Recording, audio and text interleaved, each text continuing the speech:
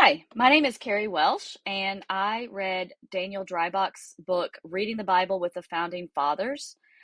I read chapter 9, titled Stand Fast in Liberty, the Use and Misuse of Biblical Symbols and Rhetoric of Liberty in the American Founding.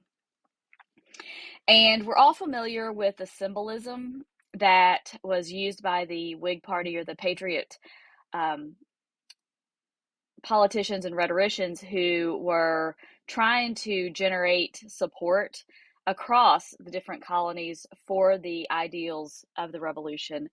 And they used symbolism like the Liberty Tree in Massachusetts, Liberty Cap, which we'll talk about in a minute, and Liberty Bell. These symbols were focused on in this chapter, and Dreibach makes a good point, as does the other research, of kind of explaining why these symbols were used.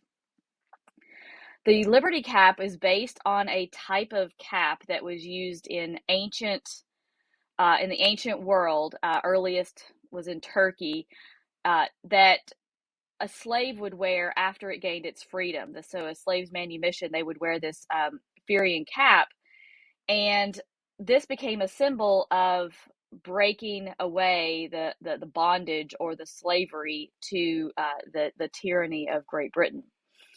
It lost favor after the revolution, especially in the first 50 years, especially after the Constitution maintained the right to own slaves. It became an uncomfortable association with the state, with the existence of slavery in the new republic. Matthew Willis had an interesting article about this, and that's where I got this image that talked about just how it fell out of favor in the American Revolution, but it maintained its popularity in the French Revolution, which I found very interesting. Other than that, there was classical references and images that were used throughout early rhetoric in the American Revolution. So obviously pseudonyms were incredibly popular.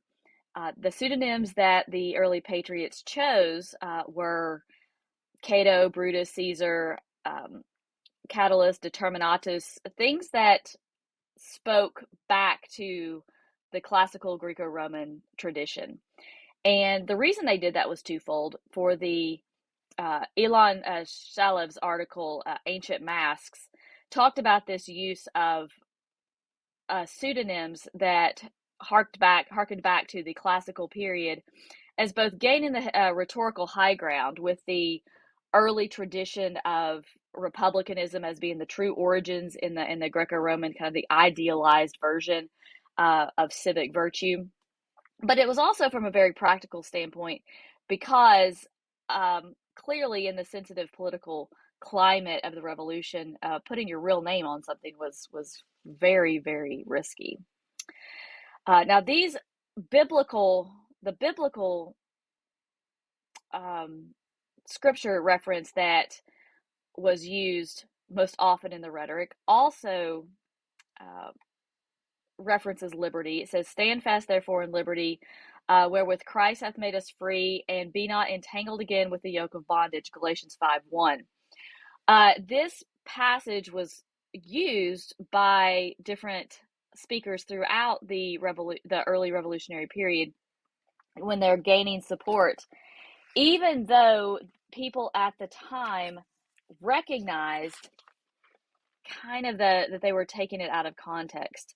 In the post-Reformation Protestant Enlightenment ideas, the idea was that this particular verse was referencing very specifically religious liberty, the natural right and liberty of humans or men endowed by their creator to worship according to their own conscience.